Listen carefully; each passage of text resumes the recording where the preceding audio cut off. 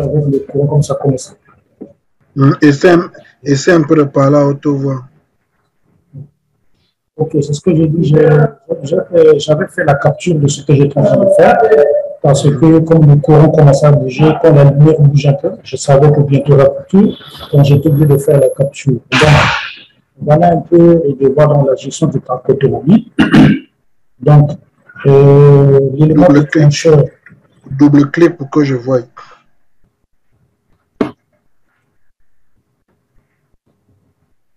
Double-clic. Sur quoi? Je vois, tu pointes sur une image. Double-clic l'image. J'avais déjà double-cliqué. Apparemment, on a un léger retard, apparemment. Non, tu n'as pas partagé tout ton écran. Tu as juste partagé. Ok, donc je vais tout partager. Oui.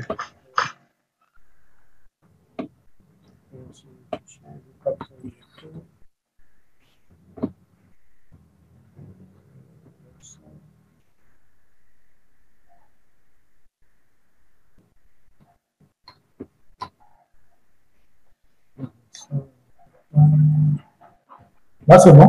Ok, là, c'est bon. Voilà. Donc, c'est là où je suis là, ici. C'est bon, non? Oui, c'est bon, je lis. D'accord. Donc, dans le cas. Et sans toutefois te couper, le même devoir, tu l'as aussi, tu as décidé de faire le même projet pour WebDev? Oui, je crois que c'est le même. Parce que si on reste concentré sur le même projet, je pense qu'il va avancer, que ce soit en mobile, que ce soit en web, on aura la même solution. Parce que d'autant plus que la finalité, c'est d'avoir une application mobile. Voilà, et comprendre quelque chose. Voilà, donc on reste dans la même philosophie pour qu'une fois qu'on finit, au moins bon, on aura fait des tests sur le mobile et le web. Je pense que donc voilà pourquoi je me suis dit ben, on reste sur le même projet, le même exercice. Mais je ne sais pas quel est votre avis. Si non, moi, je n'ai pas de problème. Je n'ai jamais de problème. Je ne veux pas, je suis, tu as dit, dans mes cours, tout est libéral. Hein. Ok. Tu peux décider, par exemple, de perdre le temps. Moi, je compte seulement les heures. C'est ce qui est intéressant avec moi. Donc, donc, tu peux décider de prendre le même projet didactique dans Windows Mobile pour le faire dans WebDev. Moi, je n'ai pas de problème. Donc, ok, tu peux donc alors m'expliquer. D'accord. Donc, ici, voilà, pour la gestion du parc automobile. L'élément déclencheur, d'abord, comme on parle du parc automobile, l'élément déclencheur, c'est le véhicule. Parce que déjà, un parc automobile, ce n'est pas un parc à part, mais ça veut dire que notre élément de gestion reste les véhicules. Donc, voilà pourquoi j'ai mis ici acquisition du véhicule. C'est-à-dire, on achète la voiture, on a l'acquisition. Est-ce qu'il est neuf ou il est en occasion? Donc, c'est là le cas. Donc, s'il est en occasion, présenter les caractéristiques de l'état du véhicule, ça veut dire est-ce que nous avons des pièces qui manquent, il y a un pare-choc qui n'est pas là, il y a la boîte de vitesse, c'est-à-dire on présente les caractéristiques de l'état de la voiture en vente en occasion. Alors, le deuxième cas, s'il est neuf, ça veut dire que RAS, ça veut dire qu'il nous est livré directement depuis l'entreprise. Donc, le véhicule est neuf, on n'a pas trop de problème. D'accord. Une fois que nous avons livré le véhicule, nous avons maintenant ce qu'on appelle la fiche technique du véhicule. Dans la fiche technique, c'est là où nous avons le type du véhicule. Est-ce que c'est les gens 4x4 ou Berlin? Nous avons la marque. La marque, c'est Toyota, Hyundai, Nissan et tout ce qu'on veut. La puissance moteur. La puissance moteur nous amène à comprendre si c'est 6 chevaux, quelle est sa puissance moteur. Nous avons le numéro du châssis qui est un élément clé pour la fiche technique. Et nous avons le pays d'origine. Aujourd'hui, on peut avoir Toyota, mais ça vient de l'Europe. On peut avoir Toyota, mais qui vient des États-Unis. Plusieurs pays ont déjà acheté la licence. On a maintenant le type de carburant. Est-ce que sa source de carburant, c'est... En fait, j'allais... Vous voulez même dire type de carburant, je crois que j'allais dire source d'énergie. La source d'énergie, est-ce que c'est essence ou gasoil? Ou gasoil. Voilà. Et puis ici, on a l'élément qui est le kilométrage, c'est-à-dire dans sa fiche technique constamment, on doit compter son kilométrage. Pourquoi? Parce que le kilométrage va nous emmener à faire les vidanges. Si c'est à chaque 1000 km on fait la vidange, soit à chaque 1500 on fait la vidange. Et donc ça constitue ce qu'on appelle la fiche technique du véhicule. Donc, une fois que le véhicule est acquis, nous avons sa fiche technique. Qu'est-ce qu'on fait? Le véhicule est au parc, mais il doit être affecté à un service. Le service auquel il est affecté, le nom du service. Je prends par exemple le nom du service d'exploitation. Et qui est le responsable de ce service, on donne le nom, et la date où on a affecté le véhicule au service. La date d'affectation autour. Une fois que le véhicule, on sait que la voiture Toyota est affectée au service d'exploitation, maintenant, il y a forcément un chauffeur lié au véhicule. Donc, on a dit ici rattachement du chauffeur. Ça veut dire on a le matricule du chauffeur, son nom et la période d'utilisation du véhicule. Est-ce que c'est annuel? C'est toute l'année qu'on va l'utiliser? Est-ce que c'est juste pour une émission? Est-ce que c'est pour une semaine? Est-ce que c'est pour 2 jours? Donc, on définit la période d'utilisation du véhicule. Donc, après, nous avons la disponibilité du parc. C'est vrai, on a acquis la voiture, on a sa fiche technique, il est dans un service, il y a un chauffeur qui l'utilise, mais à un moment donné, on doit savoir la disponibilité au parc. Ça veut dire le véhicule est disponible en état, ça veut dire qu'il est disponible, mais il n'y a pas de panne, les papiers sont bons. Le véhicule est disponible, mais il est en panne. On a un véhicule au parc, mais on ne peut pas utiliser parce qu'il y a un problème de roue, mais il est disponible. Mais il est en panne. Ou véhicule indisponible, ça veut dire indisponible, il est là, mais il n'est vraiment pas mis hors service, on peut plus l'utiliser parce que soit c'est un véhicule qui a fait l'accident, il est tout cassé, il est disponible, mais on ne peut pas l'utiliser parce qu'il est cassé. Et j'ai défini ici l'ordre de mission. L'ordre de mission, à chaque fois que le véhicule part en mission, on sait que c'est un véhicule qui est rattaché à un service, et le service est rattaché à un chauffeur, et ce dernier va en mission, le conducteur va en mission. Il y a la date et l'itinéraire. L'itinéraire ici fait intervenir la géolocalisation, c'est-à-dire dans quel pays il va, combien de temps il fait, et nous avons l'itinéraire de la mission et la date de retour. C'est-à-dire s'il doit faire 2 semaines et 2 semaines arrivent, il n'est pas venu, ça veut dire que le chauffeur qui est rattaché à la voiture doit nous fournir une demande d'explication qui va expliquer le retard au retour du parc. J'ai vu ici.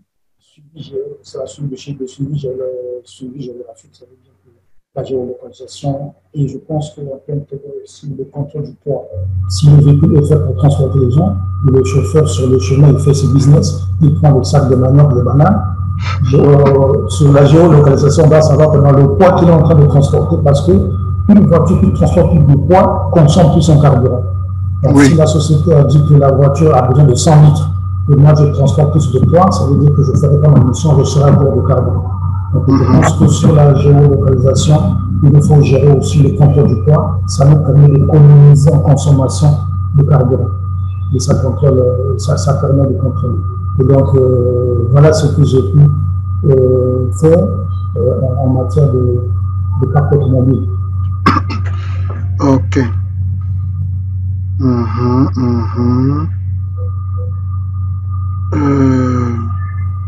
Enfin, donc, ça signifie que tu n'as pas inséré l'assurance, la visite technique. Non, en fait, l'assurance, justement, le papier du véhicule, c'est dans sa fiche technique. C'est vrai que je n'ai pas mentionné, mais j'allais mettre ici le dossier du véhicule, parce que sans dossier, le véhicule ne peut pas rouler. C'est très important. Un véhicule qui n'a pas de dossier, il ne roule pas. Il ne peut pas rouler. Donc, c'est ça. Parce que je ne te coupe pas, il y a des informations qui sont déjà statiques, qui doivent rentrer dans les caractéristiques du véhicule, bien l'identité du véhicule, à savoir le type, la marque, la puissance, le numéro de châssis, le pays d'origine, le type de carburant. C'est statique, ça ne va jamais. Enfin, c'est vrai qu'on change souvent des types de sources de carburant. Un véhicule, il suffit juste qu'on change le moteur. Oui, mais on sait que c'est déjà les données statiques d'un véhicule qui ne vont jamais bouger. Maintenant, les trucs qui bougent, c'est quoi? C'est l'odo. L'odo, ouais, l'odo, ça change. L'odo, c'est une donnée variable. Les pièces du véhicule, par exemple, assurance, hein, type assurance, le nom de l'assurance, hein, la date de la première date véhicule assuré, date d'échéance. Maintenant, on prend le deuxième point. Visite technique. Hein, la société qui a fait la visite technique, date de la visite technique, date de l'échéance. Maintenant, troisième point, on a la vignette. L'assurance qui a délivré la vignette, date de délivrance, date d'échéance. Ça, c'est pour chaque véhicule. Hein. Maintenant, il y a encore quoi? La carte grise. L'entité qui délivre la carte grise au Cameroun, c'est le ministère des Transports. Je ne sais pas là-bas, c'est la même chose. Oui, c'est la même chose. Voilà. Donc, on a l'entité qui délivre, date de délivrance, date d'échéance. Ça fait que quand donc, maintenant, pour connaître que le véhicule est en état, il suffit juste de lancer une requête sur, par exemple, un véhicule et de vérifier la date d'échéance. Les dates d'échéance, autant pour moi. Est-ce que est-ce que sa carte grise est encore OK? Est-ce que le truc est encore OK? Est-ce que,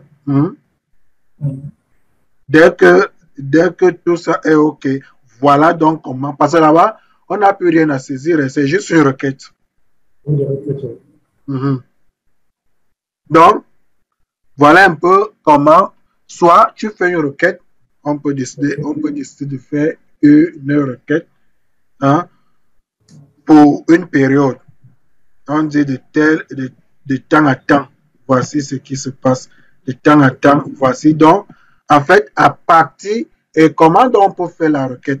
On peut faire la requête d'abord d'un véhicule et du mois en cours. Je prends un cas basique, hein, puisque tu auras toute une liste de tout ça. Par exemple, tu as fait ta carte grise qui est, par exemple, disons, c'est 5 ans ou c'est 10 ans. La carte grise, normalement, dans un premier temps, c'est pour 6 mois. Après, tu renouvelles 2 fois. Après, c'est à vie. Après 2 renouvellements de 6 mois. Donc, après 2 renouvellements de 6 mois, la troisième fois, on te donne une carte et pour toute la vie, jusqu'à ce que le véhicule meure. Donc, c'est renouvelable 2 fois. Voilà.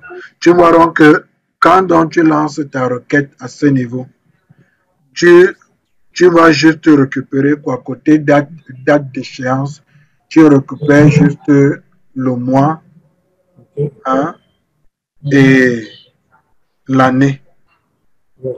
Tu peux lancer ta requête sur, oui, comme ça. Après, tu viens donc comparer avec le jour. Est-ce que le jour de ce mois-là est supérieur? Si c'est inférieur à la date d'échéance, ça va, hein? Tout est OK. Donc, tu peux le faire. Une simple requête pour chaque truc. On voit là, véhicule de marque Toyota, modèle, par exemple, Hilux. Il y a aussi une autre information dans les véhicules qu'on nous met souvent. Est-ce que c'est 4x4? Est-ce que c'est 4-wheel drive? Est-ce que c'est AWD? Est-ce que ce n'est même pas 4x4? Il faut mentionner aussi cette information. Oui, mais parce que compte tenu par exemple de la mission et du lieu où la mission sera effectuée, il y a toujours un type de véhicule associé à ça. Donc, quand on fait la requête dessus, permis à carte grise, c'est encore en cours, donc valide. Ceci valide. Pourquoi? Parce que la requête se fait sur chaque éléments. Sur chaque élément, donc la requête c'est sur le véhicule, sur la désignation à rechercher. Puis c'est statique. On sait que pour qu'un véhicule soit, pour que le véhicule ait un dossier complet, il faut quoi? La visite technique, la vignette automobile, la carte grise et l'assurance. Je pense que c'est tout, non? Voilà. C'est-à-dire, dans n'importe quel pays, je suppose, voilà les 4 éléments statiques qu'on connaît. Donc ça, on peut les fixer déjà. Tu peux déjà les fixer. Alors, maintenant, bon, l'entité qui a géré ça, bon, vraiment, ça, c'est pas votre affaire. Oui. L'entité qui a géré ça, ça n'est pas ton affaire. Tout ce qui est intéressant, c'est de regarder si mon véhicule est OK. Maintenant, donc, on aura ce qu'on appelle l'historique de tout. Et à côté, on a un récapitulatif. Donc, tu peux créer une table qui te sort l'historique, tu vois, de tout ça. Mais tu as une autre table, recaps, qui vraiment te sort la situation du véhicule à l'heure actuelle, en ce qui concerne le dossier. Or, la table historique te dit, bon, le véhicule avait été acquis, ou bien le véhicule, la première assurance après achat était tel jour, ça a expiré tel jour, on a pris AXA. Après, maintenant, on a lancé deuxième assurance, c'était plutôt OVO. Hein? Tu vois, ça, quand vraiment je veux avoir l'historique de ce véhicule, l'historique du dossier de ce véhicule, oui, je sais ce que je sais là où je peux cogner. Mais si je veux la situation actuelle du véhicule, j'ai mon dossier où j'ai toute la situation. Donc, ça, il faut aussi rajouter cela, c'est-à-dire l'historique du suivi du véhicule. Ça, c'est ça le plus essentiel.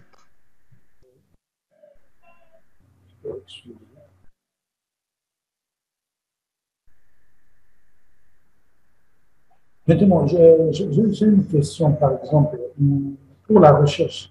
Oui. Quand j'essaie de regarder la fiche technique, dans la voiture, j'ai 2 clés, 2 éléments qui peuvent nous permettre de faire la recherche. 2 éléments qui sont vraiment uniques. J'ai par exemple le numéro du châssis qui est unique pour la voiture. Et nous avons aussi la plaque d'immatriculation qui est unique pour chaque voiture. Voilà. Donc, ces 2 éléments, lequel qu'on peut utiliser pour lequel est l'élément le plus fiable pour faire numéro châssis, c'est lui qu'on peut utiliser. Parce qu'il est fourni par le constructeur. Justement, la plaque d'immatriculation, mais allons un peu pas à pas. Quand nous achetons les véhicules d'occasion, après on mute ça, non? Ouais, c'est vrai. Si. C'est variable. Voilà. C'est le numéro de châssis qui est vraiment le truc, la clé du véhicule. Oui. Maintenant, donc, on continue. On a affectation au service. Ça signifie quoi? Quand on dit affectation au service, on doit déjà avoir la table service. La table service doit avoir le nom du service, ça c'est par défaut, et le responsable de ce service. Moi je dirais, on doit plutôt avoir un fichier service qui doit être une liaison réflexive. Pourquoi? Parce que on aura en ce moment, c'est vrai que dans Windows Mobile 23 jusqu'à actuellement, 127, ils ont instauré la hiérarchisation. Mais pour l'instant, on sait comment on peut faire ce genre de truc. un semblant de hiérarchisation aussi. Donc, il y aura une liaison réflexive. Par exemple, quand on dit service, n'oublie pas que ça peut être direction technique, par exemple. La direction technique a les sous-directions. Hein? La sous-direction a les services. Hein? Les services ont les bureaux. Par exemple, la direction générale. La direction générale a quoi? Les directions, hein, les inspecteurs, je pose des trucs comme ça. Bref, je veux juste te faire comprendre que ça, il faut aller un peu plus loin. Maintenant, deuxième table personnelle. Hein? Personnel, c'est quoi? Matricule, numéro de téléphone, email, éventuellement une photo. Comme c'est mobile, on peut mettre une photo. Alors, oui, bon, oui, c'est vrai que c'est le même projet, donc il y aura toujours un mail un peu partout. Alors, maintenant, affectation au service. Et j'allais oublier la qualité. C'est-à-dire le rôle que joue ce personnel dans ce service ou dans cette direction. Dans ce service, pour faire caler service. Par exemple, je dis Oumarou, hein, service rattaché aux missions. Il fait quoi là-bas? Chauffeur. Hein? Alors, ça signifie que tu as déjà, pas que tu as déjà un certain nombre de qualités. Et même ces qualités, on crée un fichier où on peut les ajouter au fur et à mesure. Okay. Par exemple, si on crée un poste, voilà, c'est ce que j'appelle poste. Hein? Si on crée un poste, est-ce que tu vas encore rentrer dans le code source? Je prends un exemple. Hein? Par exemple, on crée un poste chauffeur temporaire. Oh, toi, tu n'avais que créé. Non, chauffeur temporaire. Non, coursier. Oh, toi, tu as créé chauffeur. Hein? Est-ce que tu vas rentrer dans le code, venir encore ajouter dans ton combo là? Tu dis non, coursier maintenant. Il faut que ça soit dynamique. Si on ajoute un poste, pareil aussi pour les services. Quand on ajoute un service, il faut connaître où ce service est rattaché. Donc, qui est son supérieur hiérarchique. Voilà. De deux. Alors, l'affectation devient quoi? L'affectation, excusez. L'affectation, on a les informations du personnel. On a son poste, hein, et on a la date d'affectation. C'est-à-dire la date de prise, ou bien la date de prise de fonction, la date d'affectation. Hein, c'est tout. Et on met la coche pour dire en cours. Parce que sur ça, on va avoir aussi l'historique de son cursus. Donc, on met une rubrique en cours. Si il a été affecté, donc, on met date de prise de fonction, hein, et date de fin de fonction. On peut dire chaque jour, le truc s'incrémente, enfin du moins, la date de fin de fonction s'incrémente. Hein, tant que la rubrique en cours est vraie. Alors, dès qu'il est nommé ou affecté à un autre service ou nommé à un poste, il faudrait que le système de gestion de parc, hein, puisse dire le chauffeur n'est plus chauffeur de tel service. Hein, il est maintenant chauffeur d'un autre service. Alors, pour cela, là où il était en cours, on le décoche et on coche, là où il vient d'être nommé. Donc, entre-temps, je pense que son historique reste valable. Ça veut dire que s'il est resté une année dans l'entreprise, il a été affecté, pendant une année, il a été affecté 4 fois dans 4 différents services. Oui. Et en fin d'année, on a la possibilité de consulter l'historique de ce chauffeur à partir de son ID, de son numéro matricule. Absolument. On n'a pas avoir de... OK. Voilà, justement. Maintenant, ça c'est, on a fini avec affectation. OK. Rattachement du véhicule à un chauffeur. Hein? Alors, on ne peut que rattacher le véhicule à qui? Puisque le chauffeur appartient à un service. C'est ça, n'est-ce pas? Donc, c'est dans affectation service que tu sors la liste de tous ceux qui sont là-bas comme chauffeurs, quel que soit le service où ils sont. Hein? C'est juste une requête et tu sors tout ça. Quand donc tu sors ça, tu as tous les véhicules disponibles. Hein? Alors, une autre question, parce que est-ce que les véhicules sont déjà affectés à des services ou bien le véhicule est déjà là, mais on l'affecte juste à un chauffeur? Dans ce cas, je pense qu'on va voir deux cas. Oui. Il y a des véhicules déjà affectés à des services et on peut avoir des véhicules neufs en état mais non affectés, c'est comme des réserves. OK.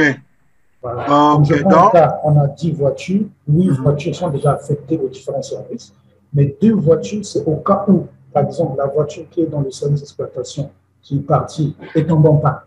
Mais il faut une voiture de secours pour aller remplacer. On prend la réserve qu'on affecte momentanément juste pour aller dépanner. Donc, il y a c'est dans cette philosophie-là que je suis en train de faire. Voilà. Donc, ça signifie que on va ajouter notre étape qu'on appellerait dotation véhicule par service, non? Ok, par service, oui. Voilà. Donc, on aura qu'est-ce qui va migrer? C'est juste le service et le véhicule. Voilà les 2 étapes qui vont... Et la date de dotation. Date de dotation et date de fin de dotation. Maintenant, au niveau de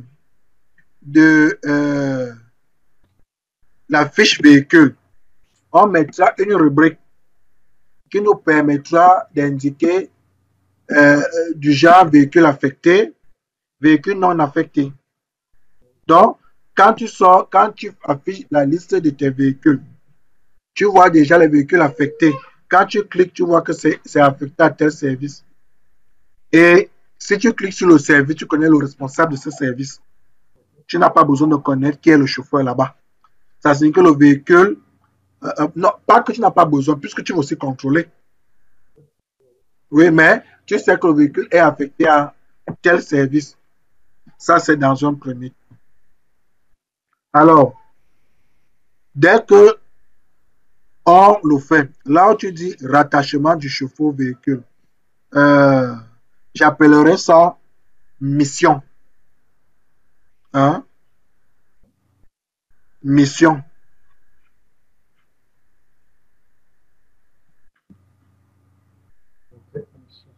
OK?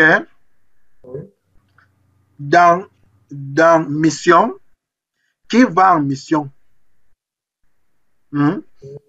C'est, enfin, qui conduit le véhicule qui va en mission? D'abord, c'est quel véhicule qui va en mission?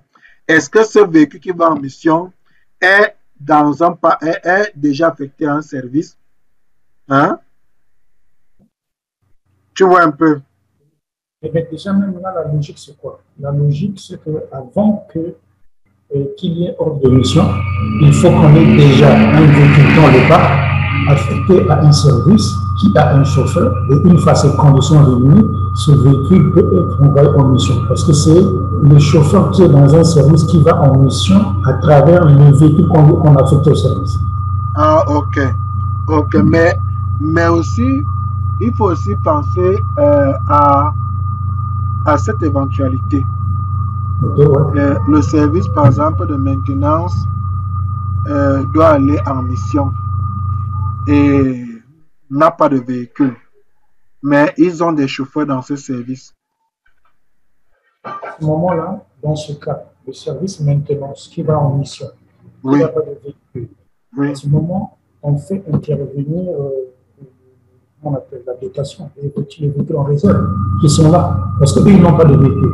À ce moment, au niveau de la table de dotation, on affecte une voiture, donc on dote pour la circonstance un véhicule au service technique pour effectuer leur mission. D'où l'importance de vouloir montrer que c'est un véhicule. On n'affecte pas tout, on a les réserves, donc on peut prendre pour pallier à un problème. Voilà. Ok. Donc voilà un peu ce qu'il y en est. Maintenant, disponibilité au parc. Oui, ça c'est ce que j'expliquais, c'est-à-dire quoi? Il y a des véhicules qui sont affectés et si on voit l'état en bon état, comme on a ces 4 éléments statiques, hein, si c'est 100%, ça signifie que le véhicule est OK. Ça c'est côté fiche technique. Parce que je n'ai pas encore parlé de maintenance. Oui. Maintenant, affecté à un service, oui, on connaît le service. Maintenant, l'autre information. Donc, en fait, on aura un récapitulatif. Maintenant, est-ce que ce véhicule est en déplacement? S'il est en déplacement, ton déplacement a commencé quand et rentre quand? Ça, c'est en quelque sorte un tableau. Parce que, honnêtement, le gestionnaire du parc, je t'assure, il ne peut pas avoir des mots de tête.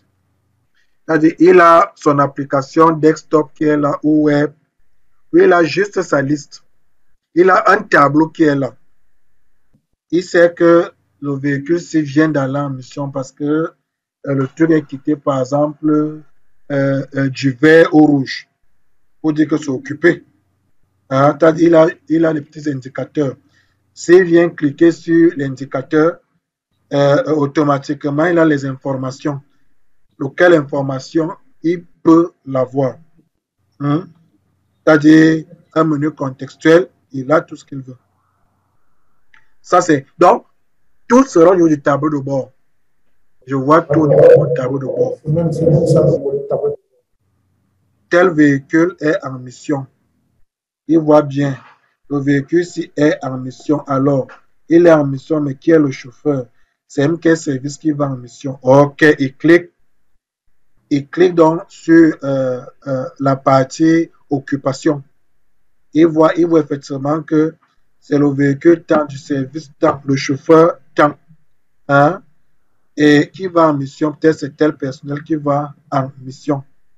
S'ils sont nombreux, on sort une liste avec, qui est chef, toute une liste qui va en mission et le chauffeur à côté.